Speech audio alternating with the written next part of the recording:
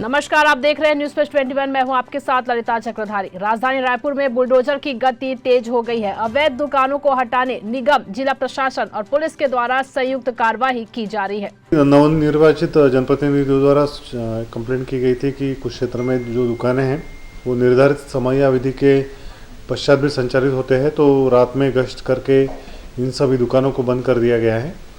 और इसके साथ ही ऐसे एरिया जहाँ पे एनक्रोचमेंट की शिकायतें थी वहाँ पे अभी लगातार ड्राइव चल रही है।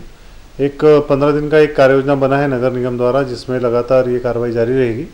आज भी बड़ी संख्या में अभी अतिक्रमण हटाए जा रहे हैं और इसके अलावा अवैध चखना सेंटर के भी जो शिकायतें आ रही थी बीच में चुनाव के दौरान, उनमें भी अभी कार्रवाई जारी है और ये निरंतर रूप से जारी रहेगी।